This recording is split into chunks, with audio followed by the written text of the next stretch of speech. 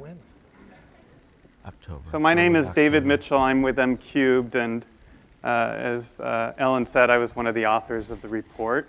And our next panel is Beyond Bonds. So we're going to take you beyond bonds and think about ways that the state can help the local agencies responsible for water management in the state to finance the things that they do, maybe in ways differently than what we've done in the past.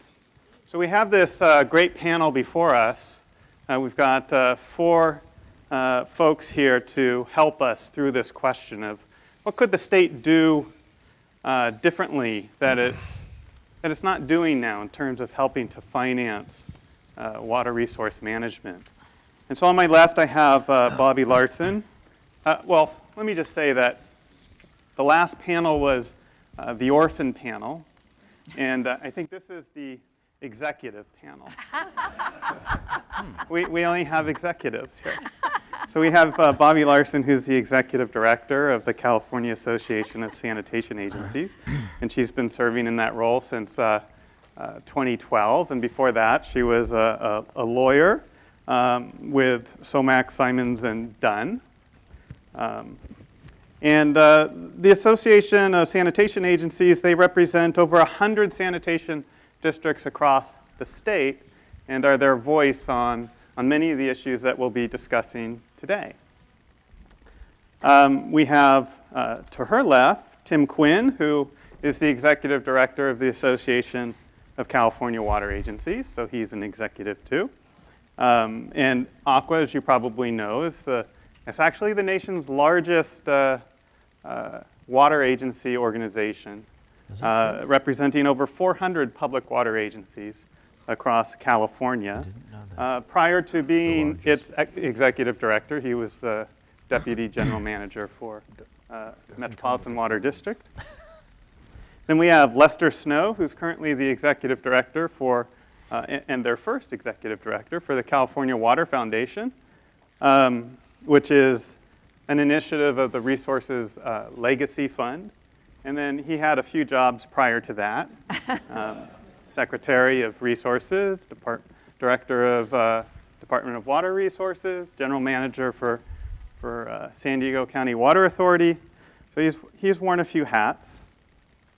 And then at the end we have Fran Spivey-Weber, who's the Vice Chair of the State Water Resources Control Board, and she's been on the board since 2007, and she's recently been reappointed for a 4-year term in 2013. And prior to that, she was the, I want to get your title right. Executive director. You were the, that's what I was looking for. I didn't know if I could call you the executive director of the Mono Lake Committee, and she was the convener of the California Urban Water Conservation Council, where actually Fran and I worked quite closely together for a number of years. And she served on numerous boards and the like. So the way we're going to do this is I'm going to sit down and get comfortable. And we're going to start out with some, like the last panel, with some prepared questions that I have here. And I'm going to direct them to particular panelists at first, but then I'm going to open it up to the whole panel. And what's neat here is that we have two of our executives. Really, they represent the local, the local agency. Their task is to represent and be a voice for the local organizations that have these responsibilities to manage the water resource. And then we have two whose backgrounds, at least, well, who come from backgrounds of representing at the state level. So Lester has, for the last more than a decade, been really at the state level, and Fran, since 2007, has been at the state level. So we have this nice coming together of this, half of our panel sees things from the state side and half see things from the local side. So I want to start with Bobby and Tim. I'll ask you, Bobby, to go first, and then Tim, you could chime in after that. And then this is going to get some local, from the local perspective. And then I'll ask our state representatives to to follow up with what they hear. So from the local perspective, is the state doing what it should be doing to partner with local and regional governments to fund our safe and reliable water supplies and healthy ecosystems? And in particular, where could the state be doing things differently? And what could the state do differently that it's not doing now? But also, what are some success stories? What's the state done well? And what should it continue to do or amplify doing? So we'll go with you first, Bobby. All right, thank you, David. Well, I want to first of all thank Ellen for her presentation, which I think really set the stage for a lot of what we're going to be talking about. And also the first panel, where there were a number of themes in that first panel: integration, getting rid of silos, having visions, those kinds of things that I think are going to be equally relevant to our panel. So that was a great, I think, background and setup for our panel. So first of all, I think one of the things that was in the report and in Ellen's presentation is that wastewater is doing pretty well. When you look at other sectors like stormwater and flood control and others, actually from a funding perspective, wastewater looks okay. It comes out looking okay. But I think that has to be put into context, because what we're trying to do within California's wastewater community now is move beyond what we've traditionally done very well, and that is to collect and treat the wastewater that's generated by all of us in our daily lives and clean it up so it's safe to go back into the environment. And we have a very, very good track record of doing that, and we have received state and federal funding to do that, as well as our local rate base. But what we're trying to do now is take the next step and become what we call the utility of the future, which means we're not just doing what we've traditionally done. We're sources of clean energy in the form of biogas and biofuels. We're sources of soil amendments and recycled water. So we're trying to become resource producers, and that puts us in a very different position, I think, with regard to local ratepayers and with where our funding should come from. So in terms of the state, I think part of the challenges we have is that our costs in wastewater now are really driven not so much by the need to replace our infrastructure and to maintain our infrastructure. I think most of our agencies have done a very good job of capital planning, of O&M planning, to try to take care of their systems. But we have many new requirements that are coming from the state and the federal governments. And what the state could do, and I realize they have their constraints within the Clean Water Act and EPA, but to the extent that they could apply more of an integrated net benefit approach to what we do, I think that would really add value, because for every dollar that we spend chasing that last increment to go from 0.1 to 0.05 of some constituent in a watershed is money that isn't going to go to things like climate change resiliency and adaptation, like energy generation and recycled water development. So I do think that that's where we need to go. If I could just quickly touch on two success stories, both of which involve Fran and her colleagues at the Water Board, that I think are a sign that we are definitely moving toward a better partnership and working together toward common goals. And the first is on the issue that I just mentioned, the cost of compliance. The Water Board has begun, or actually we're well into, a process to identify ways to reduce the cost of compliance for wastewater treatment plants, stormwater agencies, and agricultural dischargers. And we're making some great progress there. So they're taking seriously that there are things that they can do that can reduce unnecessary costs to us without resulting in any kind of environmental harm or water quality loss. And the other thing, and this is very recent, just last month, the Water Board approved up to $800 million in money for new water through very low interest recycled water loans at 30-year paybacks, which is going to jumpstart the production of recycled water in California and help with drought response. So I think those are two success stories that we can all be very proud of. So, Tim? Is the state doing enough? Is the state doing enough? Yes and no. You're an economist, so you have a two-hand. That's right, on one hand, on the other hand. Let me answer that question by asking, well, a lot of the people in this room weren't managing water 25 years ago. Good for you. I was, Lester was. And if you think about how differently we manage this resource today compared to how we managed it 25 years ago, I disagree with some of the comments in the previous panel that we're an industry stuck in the past and doing things the same way. Simply not true, not the industry that I consider myself a part of. And a very big part of that, the role that pushed us in that direction, was an unspoken of partnership between local agencies and state government. I mean, 25 years ago, integrated resources planning was adding toilets to your dams and to your canals. And under this guy's leadership, if you wanted, we worked hard to get some bonds passed, and you didn't get access to that money unless you raised that bar a lot and did honest integrated resources water management planning. We're still getting better at it, but we're a lot better at it than we were 25 years ago. And there's very general agreement that that's the direction we need to go. And I think state leadership was critical in moving us up that curve, and I give them a lot of credit for that. That said, guess what? A lot of my member agencies complain, and sometimes the state's perceived as being intrusive when they don't need to be. It's something we're new at, so we need to practice at it and get better. But on the whole, this is a positive story about California water in the past 25 years, the rise of a very, very different way of thinking about how you manage this resource. And we've been very successful at it, by the way. Let me transition to success stories. I'm going to just sort of the collective as opposed to an individual.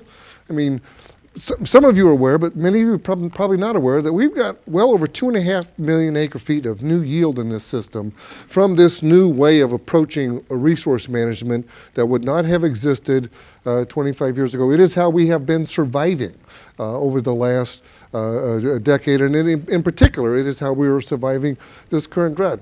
By the way, that's a state water project. This generation of water managers created its own state water project, playing little ball. Who was that? California A's manager guy used to, I liked him, I'm blanking on his name, play little ball. We were playing little ball, but it turned out into a big game. Not to mention the fact that we've created 4+ million acre-feet of storage capacity south of the Delta. All of that through a very different strategy than what we were, than what we thought we were going to do when I walked into the door of the Metropolitan Water District in 1985. And by the way, Geo Bonds have been a tiny fraction of paying for all that. Anticipating my remarks on some future questions. I don't know whatever you mean.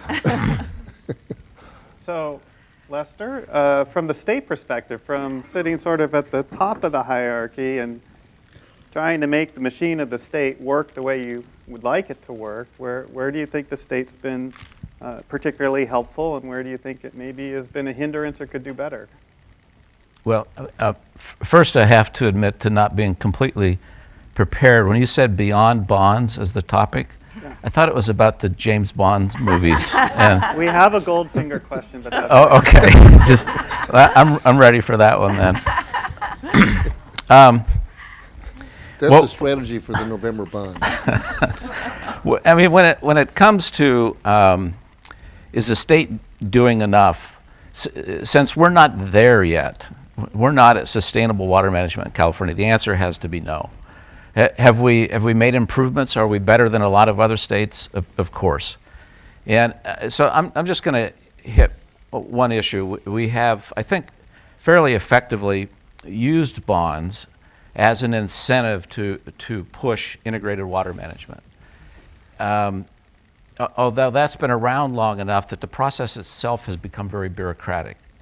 And there's a lot of complaints anymore about the bonds and how difficult it is to get the bonds and the hoops that you have to jump through.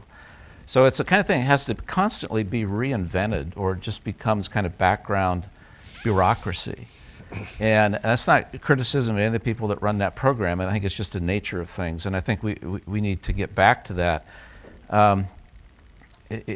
That program and things like it have to be the effective part of tearing down silos. I mean, it's very hard to do away with institutions and even combining institutions. I mean, you remember Governor Schwarzenegger's blowing up the boxes. Well, nobody was injured by the shrapnel from those boxes blowing up. I'll put it that way. So we have to constantly be addressing that issue. So one very specific thing I'll close with. The money was an incentive, but I think we need to look at other carrots, and it's consolidated permitting. And more I hear complaints. We're working on groundwater reform right now, and universally what we hear is just the complexity and the transaction costs of maybe having 4, 5, 6 different permits. And Debbie mentioned that. She's been out on the ground talking to folks, and I think that's a critical issue. And it's not just the state government, it's the federal government. But if we can achieve coordinated, consolidated, one-stop type of permitting, I think that's an incentive that can move programs. Well, Fran, you had emailed me when I sent out these questions in advance, and you said, well, not all state agencies rely on bonds. So you're from... I can't say that we wouldn't have loved to have To gotten fantastic more chance. of the last bond, but we didn't. And we don't rely on bonds. We have a little bit of bond money, but not very much, and we use it mostly for stormwater. But in terms of what the state can do, is I think the state can condition, and has in the bonds, conditioned the receipt of money for certain behaviors. Integration is one of the things that has been focused on. We have, with our regulatory authorities, we have conditioned some of the regulations that we are asking people to achieve. We've conditioned them such that if you want to do it this way, the way we have prescribed, you can do it this way. If you come up with a better way of doing it, we are all ears. That is a change that has happened, I think, over the last, certainly over the last few years that I have been on the state board. And many of the success stories that you heard, the YOLO success story, came from a better idea that actually got approval from the state board. The Santa Ana Watershed Project Authority, one of the examples that was given by Celeste, that when Jerry Tebow said, well, why don't we just think about not putting that salty water into our groundwater basins, it did create a stir. But he then said quickly, but if you've got a better idea as to how to clean up our groundwater basins, which we need to do, give it to us. And they did. And so I think that we can condition money, but we can also condition regulations in the sense of giving people rewards, regulatory rewards, if they perform in particular ways that bring people together, that gather data that is useful, that is not duplicative, that gets to maybe some of the permitting. The sort of, you're talking about one-stop shopping permitting. Listen, permitting at the state level may be complex, but at the local level, it's even more complex. And so I think we need to be looking at the permitting issues, not just at the state level, not just at the federal level, but also at the local level. There's got to be more integration of permitting all the way along, so that it will reward those who are doing a good job. So a combination of carrots and sticks, positive reinforcement with sometimes having to have a timeout is what we're, okay. Well, we've talked a lot, and Ellen showed us the state's reliance on bonds, particularly in the 2000s. But the current water action plan from the governor is calling on the state to identify a much broader mix of potential funding sources for water management in the state. And of course, that's a central finding of our report as well, is that at the state level and at the local level as well, we need to broaden the base of how we're funding this critical infrastructure and these projects. And in the action plan, it lists a variety of sources, including cap and trade auction revenue from AB 32, use of energy efficiency funds, user and beneficiary fees, polluter fees, local measures. So it sort of gives a very broad mix of possible sources of funding, no specifics at this time. And so I want to ask, as a practical matter, where does our panel see the best opportunities for broadening the mix of funding sources and reducing the state's reliance on the general fund, which has a lot of claims on it, which are only going to grow? So I'll start with Bobby. I promised her I wouldn't ask her to start every question, so this is the last time I'll do that. But where do you think, as a practical matter, that where are the best opportunities for broadening this mix? Well, and this sort of came from the first panel as well. There's sort of a presumption in the question that there isn't sort of a general benefit that should be paid for by general revenues. And while I realize as a practical and political matter right now, that's probably not going to happen, I think it's really important to recognize that there is, in fact, a general benefit to all of California from having clean, safe water. And that we used to fund it that way in the old days. So not looking backward, but looking forward, I just think it's important to acknowledge that there is a general benefit, and there's also economic benefits, job creation, all kinds of things that come along with funding water. So I think it's a little bit harder to parse it down to a fee-based service. I think that's a challenge at a statewide level. And I'll let others comment. I'm sure Tim probably has something to say about beneficiary pays. I just want to comment a little bit on the polluter pays. This is something that has concerned me for a long time. Not that people who use our waters should not, in the right circumstance, have to pay for that privilege, but if we have people polluting the water, we should be doing something about it. We shouldn't be going to them and saying, why don't you give us some money for polluting water? And I think it's just used as a shorthand. What I think it really means is permittee pays.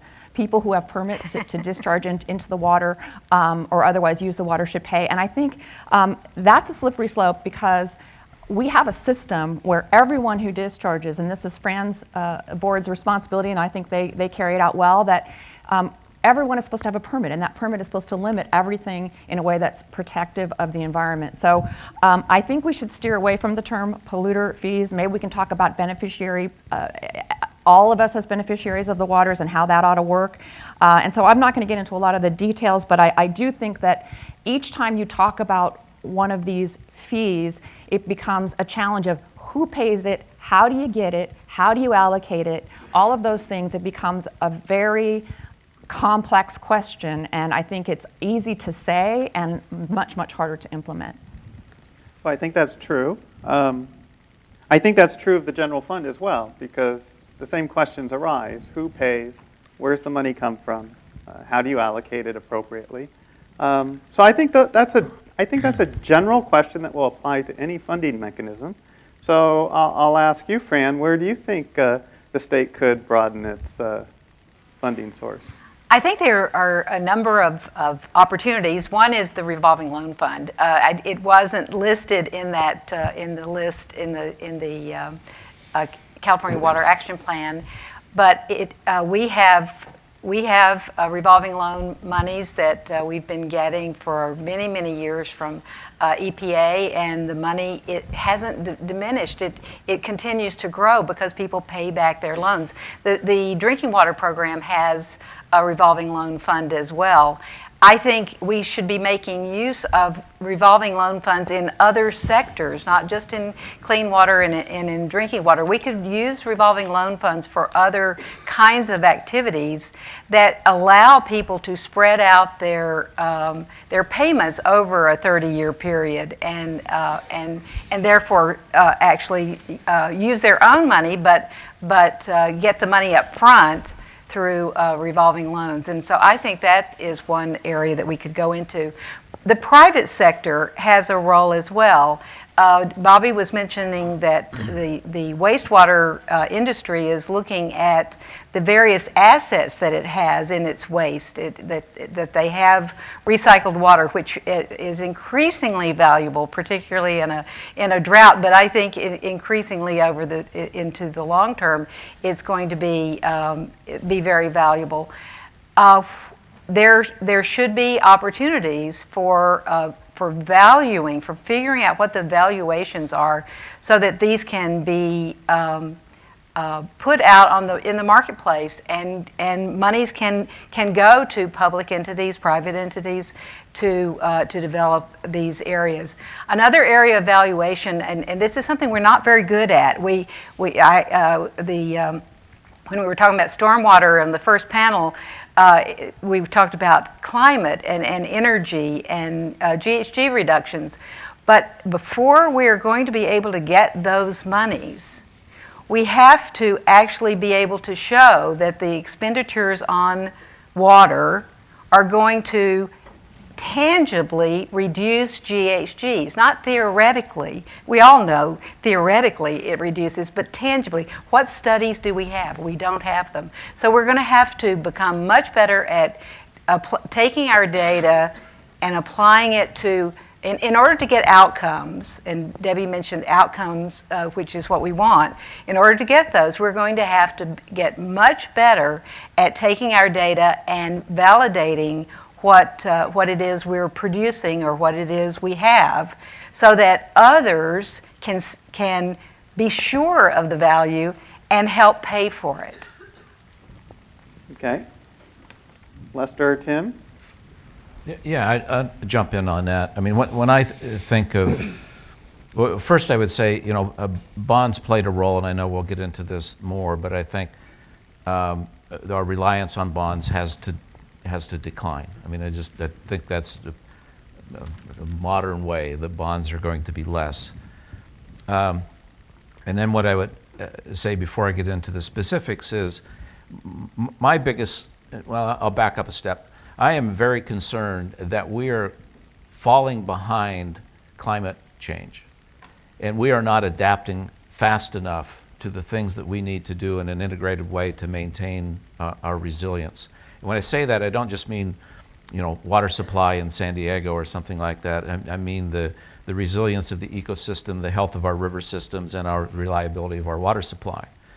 And we need to be able to move more quickly and fund the stuff that is between the silos. I think it's fairly easy to do a 218 campaign to replace the mains that are blowing up in your streets. I mean, I think you can do that. But now explain you want to invest in watershed health, or you want to help pay for a setback levy that will restore salmon habitat. That's a big deal. And it's almost impossible to do. So. Is it almost impossible because of the voting requirements, because the difficulty of conveying the message? Where are the impossibilities? I think both of those things. Conveying the holistic message because of the silos that we constructed makes it challenging. I also think, I mean, I am not a fan of supermajorities for anything. That's not what I learned in my civics class when I grew up. And I don't like 218, I don't like 26. If your local utility is raising rates and spending the money improperly, vote them out. I mean, isn't that what we're supposed to be doing? Now, I've got a petition outside that I won't.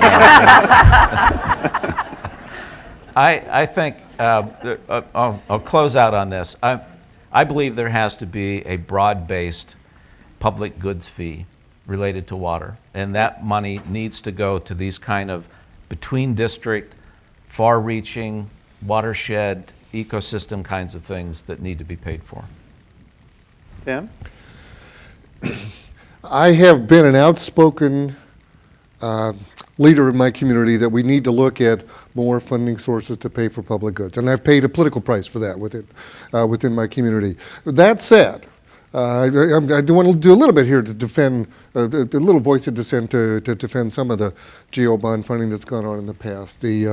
Are we over-reliant on Geo Bonds? I think they need to be one tool of many in the future, but I don't think, as a water manager, I don't want to drop that option out and leave it entirely to people who manage pollution and in schools, because there are certain very legitimate places for general obligation bond funding, and I want to make sure that we don't lose sight of that fact.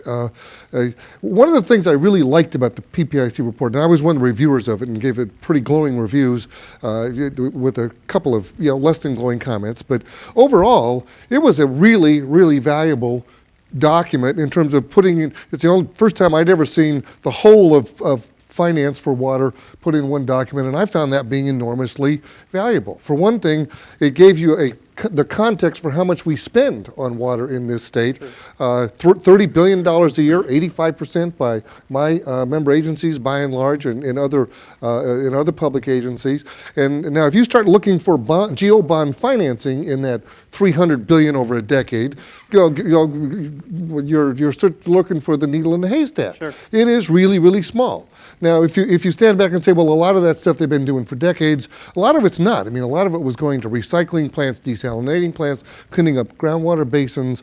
We can document in a loose sort of way, because not all regions have a MWD where you can go and get one-stop shopping for your data. 15 to $20 billion in the last decade plus on extraordinary expenses for stuff we didn't think we'd be spending money on 25 years ago. And even of that, but the Geo Bonds have been a relatively small fraction. So I appreciated the bar charts that show this explosion of Geo Bond financing in the 2000s. But another thing that was happening in the 2000s was we were radically changing policy. We were changing from a cheap water policy to a co-equal goals policy, and you had better be prepared to change your financing strategy if you're going to so dramatically change your public policy strategy. And again, I would argue in the future, general obligation bond financing has a role, because to the extent you are paying for something that is a true public good, and you know, the exception here, and one of the things where I think we should be exploring alternatives is regional financing of regional water supply projects, which have some public benefit in terms of externality, dealing with externalities, but they also, you know where the water is, you know who's going to use it. And even, you know, when we went through a public finance task force with the Aqua Board a year plus ago now, it was recognized maybe we ought to be exploring alternative mechanisms for those regional financing. Right. And I like, I've got a lot of members who are very interested in the kind of revolving funds that Fran was talking about. I think we can really grow the role of that stuff. So I see a role for new tools, but I don't think we as an industry are willing to let go of general obligation bond financing for a portion of where we need to go in the future. Okay. And I would say that, you know, the PPIC report also does, I think, makes the same point, which is it has you know, general obligation bond financing has a critical role to play. Mm-hmm. It may not be the only option that the state should rely on, but it does certainly, and particularly with respect to public goods, it's quite important, and for these gap areas has proven to be very important. But I really want to get to the fun stuff, which is Lester said he's in favor of a regional or statewide fee. And there have been a number of proposals for statewide fees in Sacramento over the years, and none of them have proven very buoyant. They've all sort of been declared dead on arrival, mostly. And local water agencies have been some of the strongest critics of these proposals. And so I want to ask Tim and Bobby, why have local agencies been so opposed to the idea of a statewide fee or a regionalized fee? And is there a way to structure one that could be supported by local agencies? So this is one I get to go first on. She already did. In terms of getting broad-based support amongst local public agents for a general statewide fee, it's a pretty steep hill. I look out into my constituency and I don't see much there. The reason that they always, at least of my perception of the reason that there's always such a strong negative perception is there's a huge fear that these local agencies that are doing their job, that are spending $30 billion a year, that are going through 218, they're going through 26, they're dealing with their local ratepayers who come in and protest this stuff. They're doing their job, and they don't want to be converted into sources of general revenue because the legislature doesn't want to do its job. If you want statewide money to fund a statewide benefit, or you can make the statewide case that needs true public benefits financing, well, darn it, do it the way you ought to be doing it. Put it on the general fund. We think that's much more appropriate. As I said, for some things like the IRWMPs, I think we can definitely grow the regional role there, and I think my members are willing to talk about that. But there is this fear that they will be turned into the place where a legislator that doesn't want to deal with the heat of raising taxes will go and force them to do the virtual equivalent and make it much more different for them to do their jobs at the local level. And they're going to look very, very skeptically at proposals of statewide fees that might be different for a regionally based fee. Anything to add? I think that, you know, it's the same discussion we have at the federal level when we talk about a trust fund for water or we talk about other ways of funding water. And you know, we believe in local government. We believe in local accountability and in being kind of close to the situation. And so for every dollar that we collect from our ratepayer, it goes to Washington and they take their cut, and then it comes back to the state and they take their cut, and then you fight with everybody else in the state for your piece of what's left of the dollar that you sent either to the federal government or Sacramento. It's just, I think there's a concern that it's going to be not the most effective way to do it, and so I generally agree with what Tim said. Fran, the board has had some experience with fees.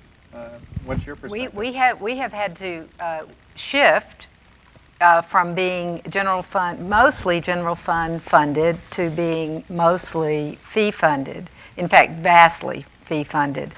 And on the positive side, we don't have the ups and downs of the politics of budget cutting in the general fund.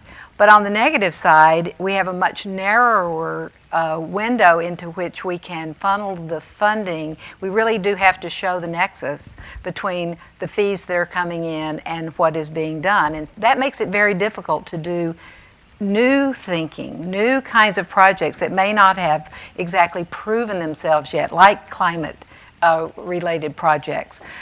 So it's you know, we've seen the good and the bad of moving to fees.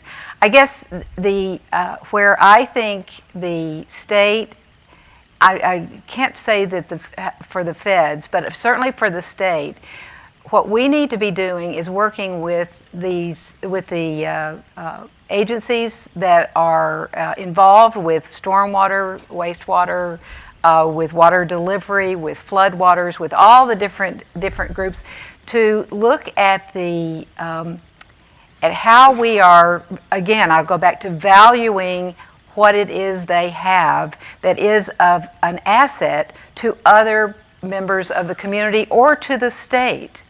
We just simply don't know. And I'll use an example. The cap and trade was one of the suggestions. We should be using cap and trade to fund water activities, because if we save water, reduce, conserve water, or if we use recycled water, or we do better at using our water, it will reduce greenhouse gases. Well, maybe, and maybe not. What goes into the greenhouse gas number for water is moving water over the Tehachapi's. It's using water inside the home for heating and for treating, and it's using water in industries. So we can't really say categorically with studies as to the GHGs are going to get reduced. The only place we have a good study, it was a CPUC study, was on leaks. Where you have leaks in the pipes going to the home from the water agency, you can make a very good nexus between GHG reduction and water. And therefore, cap and trade money this year in the emergency bill, $40 million went into basically leak work, or working on the pipes. And, but it didn't go into other things because we don't have the data. Well, Lester, you started by saying that you felt the need for state or regional fees, so you can have the last word on this, and then we'll go to audience questions and to the Twitter sphere. The Twitter sphere, oh my. Well, let me start with that. I think some of the natural pushback on any kind of a statewide fee comes from a number of factors, and one is the lens we use. I mean, the smallest entity looks at their ratepayers. They're ours. Somebody else shouldn't be billing our ratepayers. We only have so much room to raise our rates, and if somebody else does it, they've taken up space. And I think that's that kind of local response. I understand that. I don't agree with it, but I understand that. The other that's a very legitimate issue is the one Bonnie mentioned at kind of the federal level. But this is going to be a good fund, but we're going to raise $1 from my ratepayer, send it to Sacramento. They're going to take their cut, and when the budget gets tight, they're going to steal the entire fund. So there's the issue of security of that money. And presumably one could design something to deal with that, but not presumably, I know that you could deal with that issue. So to me, the issue really comes down to identifying those issues that don't get picked up when each entity funds within its boundaries. Our orphans. The connected issues between districts, the upstream issues that nobody necessarily identifies with. Those have to be clearly identified, and we need, and they need to be tied into the price of water. I need to appeal to Tim's economic background. There's an economist buried inside of him somewhere. And if there Fairly are, close to the surface. if there are costs associated with managing a good, that good should reflect those costs in its price. And so adding that on, I think, is something that has to be in our future. Okay. So now we want to open it up to audience questions and also to those that are listening through the webcast. And just as a reminder, we're at hashtag #PayForWater. 4 is the digit 4, the number 4. And we have a question right here. Yeah, the big themes have been integration of thinking and integration of the work. And then broadening the funding base, particularly for those things that fall between the historic silos. I think there's a lot of consensus, not just within the panel, but within the community, that those things need to happen. So I want to raise kind of two challenges that are associated with that. First of all, on integration, as we're talking about financing, and Tim, for instance, you make the point, Geo Bonds need to be part of it, obviously local fees. There are a lot of tools in the toolbox. We also need to be talking about integration on the finance side, because when you use tax-exempt bonds, you run into a lot of integration problems on the finance side because of federal tax code issues. That if you use any tax-exempt bonds, it's harder to use, for instance, revolving funds or private activity bond financing and so forth. So I'd like to add to this challenge of integration that challenge of the rules and integrating the rules with respect to finance. The second thing I'd like to say that, and I'd like to get some reaction, is about, as we're talking about integration and regionalization, we also need to leave space, it seems to me, for distributed services. One of the problems with creating recycled water at the end of the pipe is it's hard to redistribute that water. It's expensive to redistribute that water and put it in the right place.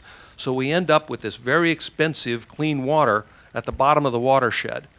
So part of this integration is integrative thinking, that it isn't all centralized management at the bottom of the watershed. It's also distributing that so that we clean water at a place where we can recycle it locally without having to deal with losing its temperature, because all the temperature gets dissipated as you're sending it in the pipes. We don't have to put as much power behind it to move it around. So with the notion that you've talked about in terms of integration, can you describe or respond to those two things, the need for integration on the financial rules side and the need for integrating distributed services, particularly on the wastewater side? I agree, and I agree. Thank you, Michael, for pointing out the financial integration side. I hadn't thought about that. Matter of fact, I'm spending some of my time in Washington, D.C., because we're concerned that the federal government might get rid of the tax exemption for bonds that we for the borrowing that we do, and that would be not good from our perspective. But I hadn't thought about this broader question of integration. I will do that. On the integration, integrating how you use these assets, I couldn't agree more that it needs to happen. I think it has to happen through some incentive-based strategy. I do not believe that you can regulate or force this kind of collaborative, cooperative behavior. But I think the state, again, under Lester's leadership a decade ago, it became attractive to change the degree to which you were integrating, and the industry did respond to that. We haven't done nearly enough yet, but the industry, the industry has responded to that, and I think we need to keep that going. But an incentive-based strategy is the way to do it. I think one of the I think the last month in March, several states went to Gatsby, which is the General Accounting National rule setter for accounting rules, to ask them to essentially give to cities and counties and others a way of valuing the watersheds, the upper watersheds of the systems. And while I understand they were interested, they're going to think about it for a little while, but changing the accounting would allow local agencies who want to fund their upper watersheds but want to do it over a 30-year period, it would give them the capacity to do that sort of thing. So I think we will probably have to change some national rules, as was mentioned. And the second is decentralization is a huge phenomena for the future. I think there will be decentralized wastewater plants. I think there will be, certainly we're looking at gray water is a decentralized system. Stormwater capture locally is a decentralized system. We are going to be doing a whole lot more decentralized approach to water than we have ever done in the past. And again, I think that's a place where the private sector can come in and invest. Do we have a Twitter question? We do. Okay. In your opinion, what change do you think is the most urgent in order to fill these funding gaps? So what has to change first and fast? I think that you do have to have a integrated regional, as broad-based a group as possible to work with. We're not going to get a change if it's done sector by sector. It's just simply not going to happen. So the more integration there is that covers a broader range, energy as well as forestry, as well as water and land use, I think that's probably at the core. And we can, and there are other things too, but I would put that at the top. You know, I guess what I would add to that, I mean, I understand the question, but if one pursues this challenge by picking one option and running with that, you're going to fail. So you may have some desires that are the highest priority, but you need an overall strategy that's addressing these issues and is compelling to the people that are going to be funding it. I agree with that. And this year, with all the interest in a Geo Bond, is probably a time to put that conversation on the table. I'll regret saying that at some point in the future. I want to put the spotlight on something that I think is coming up in the next panels, but so I don't, not too much. But regional agencies have proven that they can finance stuff, that they'll go through the hard decision making. I think we should be very concerned about Prop 218, Prop 26. Just from the perspective of, I've always viewed my career as being the evolution of water from a purely private, this is in an economist terms, from purely private good to a very public good. And that got confirmed in 2009. And while that was happening, while water resource management was being more public by the year, water financing was becoming more privatized with the Prop 218 and the Prop 26, was going entirely the different direction. It's not something I was frankly aware of until a few years ago. And those two, I would argue, are on a collision course in terms of managing water in the 21st century. And I think it's something that we need to pay attention to, and it's really high on my priority list right now. That's a good point. And the only thing that I would add just briefly is not to lose sight of the cost side of the equation. We talk a lot about revenue, and we need all these revenue tools in our toolbox, but we also, and I think about this particularly with regard to wastewater and stormwater, because that's what I know best in terms of the continuing requirements is, we have to do expensive things that are necessary and that add value. And we will do dumb things that are cheap. But what we have to stop doing is dumb things that are expensive. We just have to stop doing that. That's a bumper sticker. Yeah. We have a question over here. Okay. Fran, I want to pick up on what you had to say about decentralization and ask about the role of the regional boards. Historically, under Port of Cologne, of course, they've dealt with water quality, but I see potential for them to deal with other things, for their mandate to be enlarged. They are a lot closer to the problems in their region than you in Sacramento are. So, number one, have they been given other responsibilities outside the area of water quality? Number two, if they haven't, could they be? I'm particularly interested in their potential to be involved in the groundwater management situation. They have taken on other responsibilities. I don't know that they've been given additional responsibilities, but they have taken on more, particularly in the area of outreach, in talking with communities, and in trying to understand what the effect of their regulatory authorities are. They are definitely involved with stream restoration and stream activities, and there is no reason whatsoever that the regional boards could not be doing more in terms of in-stream flow activities, in trying to figure out what kinds of in-stream flows need to be there for wildlife. They are paid $100 a meeting, and they meet once a month, and they put in huge amounts of voluntary hours for which they are not paid. And there is a limit to what the board members can do. Now, we have staff, but we have not done as good a job as I think we need to do to get the staff more integrated into the communities. In some areas, they've done a fabulous job. In Santa Ana, what you heard from Celeste about SAPA, they've really been quite wonderful. But in other areas, in other regions, they haven't. And so I think we're going to have to work on that piece if we are going to ask the regional board staff as well as the regional board members to do more. We have a question way in the back. Let's go back there first.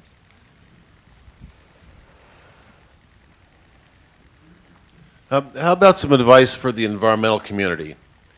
Should the environmental community go after big amounts of public money to finance restoration and to pay off people to accomplish that restoration? Or should they just go after the polluters and the bad water agencies, not that there are any in this room, and so forth, and do that in the courts and so forth, and let them figure out how to pay for it themselves? Yes. Can you do both? Yeah, exactly. Yeah, I mean, I Sprick, actually. nice to see you again. Yeah. Thank you, Sprick. You mean, I think, and you know better than us, I mean, the environmental community is not a monolith, and so there clearly are environmental organizations that are geared up to go after the offenders, and they need to do that. I think that's fine, but the environmental community, I'll call it the conservation community, needs to be engaged in this finance discussion and be part of how you move this strategy forward. I think it's essential, because if all we're going after in terms of investment is places where there's already an endangered species or we already have contamination, and we're not at all addressing the problems that we're dealing with, it's already too late. So I think a lot of this funding that we're talking about is trying to get out in front of the curve. And I think there'll be other organizations that, while they may not see themselves as environmental organizations, they are environmental organizations, and some of them have taken on that mantle, but a lot of the environmental justice groups are doing a fabulous job of expanding natural areas in underserved communities, working on nitrates in polluted, poor drinking water areas, watershed groups, public land trust organizations, and civic groups that care about the environment. They care about the oceans, and so I think there's room for everyone to be involved, but I think it's on both sides. Spreck, do you want to get the job done or not? I didn't mean that as snarky as it might have sounded. But I know that there is that business model out there, bad people doing bad things, give me money and I'll make sure they get punished. I don't think that's going to solve our problems. So many of these issues, Kurt's example I thought was a great one about pollution in the system that goes back a century and a half. I mean, these are legacy problems. You can spend eternity trying to figure out who you want to blame in a huge legal and public policy dispute, but it's not going to solve the problem. I think, in my view, the single best example of something that's in the proposed bond in November that ought to be paid for by the public is habitat restoration, both in upper watersheds and in the Delta. Particularly in the Delta, I can spend time figuring out, well, who do we blame for the current land use practices that have deprived the system of habitat restoration, but why would I want to go there? Let's get some public money and start changing things for the better. So I would certainly put a strong emphasis on let's work together to come up with public sources of funds through one means or another and minimize the effort that we put into pointing fingers at each other. Same advice that Debbie Davis gave us all, be outcomes based, be focused on outcomes. We have time for one last question. Oh, you just deferred. Okay, so over here. Oh, okay. Hi, Katrina Gesso. I'm an assistant professor of Ag and Resource Economics at UC Davis, and I'm a co-author of the report. And so coming here today, what I really wanted to hear from you guys was David ran the gamut of ideas here, and I did so in the nitrate report that we released for UC Davis as well, in thinking about all the different funding sources we could come up with to fund these finance gaps. And so what I was hoping to hear is some kind of really creative solutions to kind of addressing these future financing gaps. And, you know, I've heard the kind of the statewide fee, which I find interesting and compelling along some dimensions, but, you know, in large part, I've heard kind of the use of bonds to fund these gaps. And I just want to push back a little and ask you guys again to kind of think about or propose, maybe they'd be unpopular, maybe they would be popular, some other kind of ways we can go about financing some of the gaps that exist and some of the future gaps that we haven't anticipated quite yet. Sure, if they don't have to be politically viable, I have a couple of ideas. You know, tax bottled beverages, tax toilet paper. I mean, there's all, you know, put a fee on, you know, chemicals that are manufactured, whatever. I mean, there are lots of things you can do. I don't know if they're particularly creative, but I think the reason you're not hearing that from us is, first of all, you know, the statistic of 85%, I have heard from the National Conference on Mayors that it's closer to 95% of all the water and wastewater costs are paid by local government. So I think we feel like someone else should be able to come up with the other 5%. Well, and revolving loan funds are not, you know, Geo Bonds. Revolving loan funds are funds that keep on giving. We also have there are you know, fees that can be put on activities, but I do think looking at energy is if we had the data, we could get the money because we can actually make, I think, a very good case. But I don't have the data to show to the CPUC. We're working on it. We hope to get the work done, but to show to the CPUC and to the Southern California Gas and Electric or some of the other agencies that energy efficiency can be got through better through water than through more insulation. So, but there are many other ways, public financing as well, or private financing as well. I want to just mention, I want to go back to something Bonnie said All right, but we have to be brief because we're now just a minute past noon. Oh. So we have till noon. Well, I have about 15 minutes. I want to go to the cost side.